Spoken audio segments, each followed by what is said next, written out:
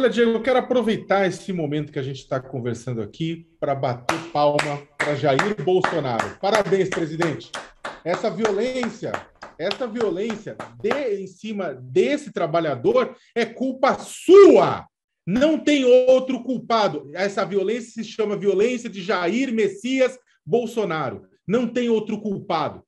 Né? Você pega uma pessoa, um seguidor do presidente, e dia após dia, bomba na cabeça dele de que o Datafolha é o mal, de que o Datafolha é vendido, de que o Datafolha é corrupto, de que o uma série de outras mentiras, você acaba criando na cabeça desse sujeito, que pode até já ter algum problema mental grave, mas aí você acaba botando na cabeça dele que o Datafolha é o mal a ser extirpado. E aí o sujeito vai para a porrada em cima de uma pessoa que está trabalhando, é um trabalhador, vai para cima com faca, exatamente porque acha que está numa missão divina. Ele não acha que está cometendo um crime como de fato cometeu. Ele acha que está colocando ordem nas coisas e no universo, porque é o líder dele, porque é o mito dele, porque é o herói dele, porque é o diabo que o carregue dele, fica o dia após dia botando o que em cima da mesa? De que o Datafolha precisa ser extirpado, de que adversários precisam ser exterminados, de que a petralhada precisa ser fuzilada, de que a esquerda precisa ser dizimada.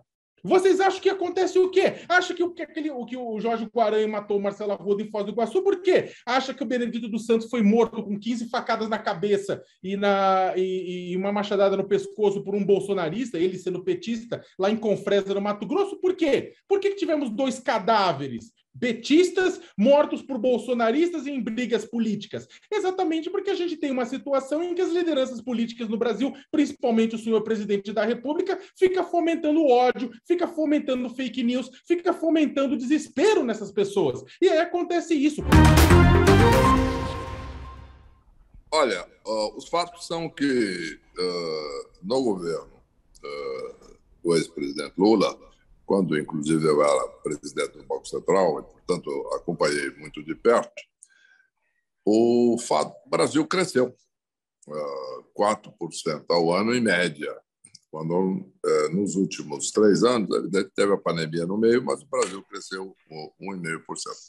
Mesmo este ano, que é um ano que está sendo considerado muito bom, está havendo uma grande injeção de recursos públicos aí na economia e etc., nós temos uma situação onde o Brasil deve crescer um pouco mais de 2%.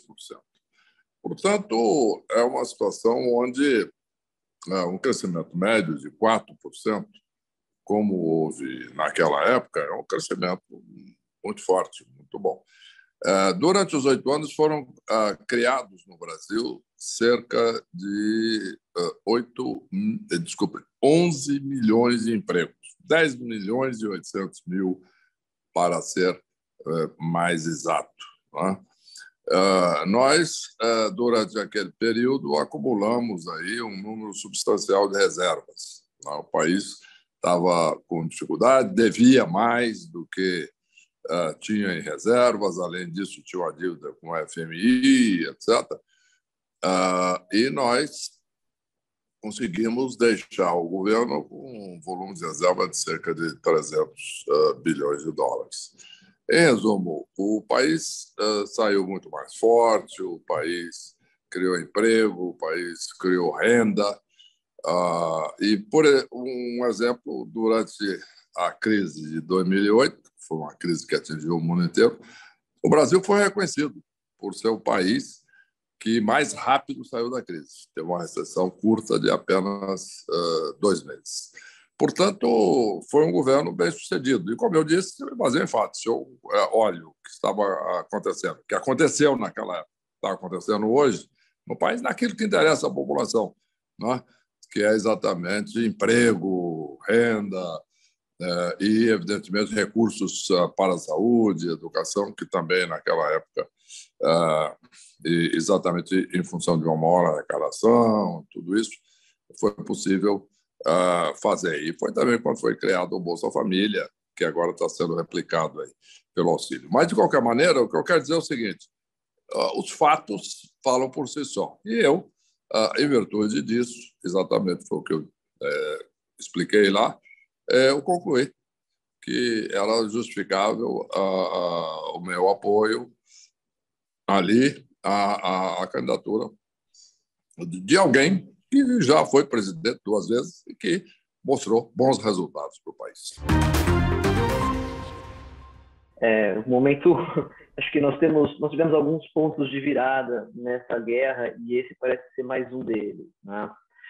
Nós, ouvindo aqui um pouco do discurso do Zelensky, que você acabou de trazer, ele está pontuando uma série de medidas que a Ucrânia entende ser importante para que não se avance nas pretensões russas agora, que ontem foram, né, hoje pela manhã, na verdade, foram explanadas por Putin, né?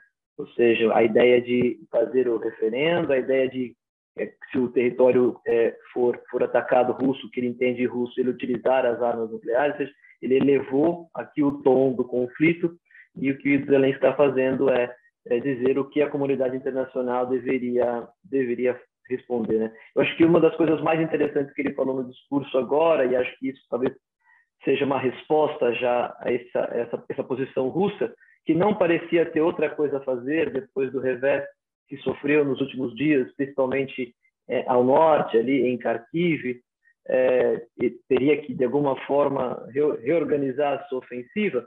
Óbvio, nós estamos falando do ponto de vista da guerra, não do ponto de vista daquilo que é justo ou não é justo o que eles fizeram dentro da Ucrânia. Ele está pontuando coisas muito interessantes. Está pontuando principalmente, e aqui me chamou a atenção, a questão da punição à Rússia, enfatizando principalmente a ideia de tirar a capacidade russa de veto no Conselho de Segurança, chegando até a falar para tirar do próprio Conselho.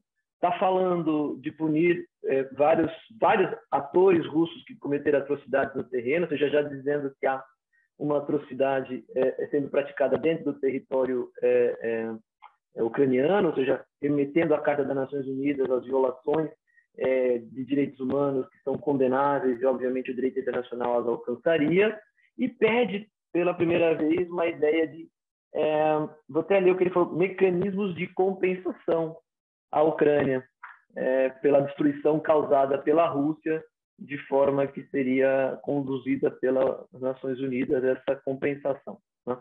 Isso é um cenário, obviamente, que nos remete não com aquilo que o Putin diz de retaliação especial, ou missão especial, ou projeto especial, mas remete à guerra, né? Eu acho que nós temos aqui um ponto de virada, Diego. Ontem, com a fala começa com o apoio cada vez maior do Ocidente do ponto de vista de inteligência e de arma, que faz com que os ucranianos consigam ter mais sucesso no terreno, tomem Kharkiv, aí faz com que a Rússia tenha que tomar uma contraposição a essa situação, e essa contraposição é um acirramento da ideia do conflito. Como é que faz isso? Pressionando para que as regiões separatistas façam referendos e coloquem-se como parte do território russo, porque aí, a partir desse momento, quando atacadas, tornariam-se território russo, o que dá a Vladimir Putin a capacidade de agir com muito mais força e muito mais elementos bélicos, né? Muito mais recursos bélicos, contra essa ofensiva que vem produzindo a Ucrânia com a ajuda do Ocidente, né? Qual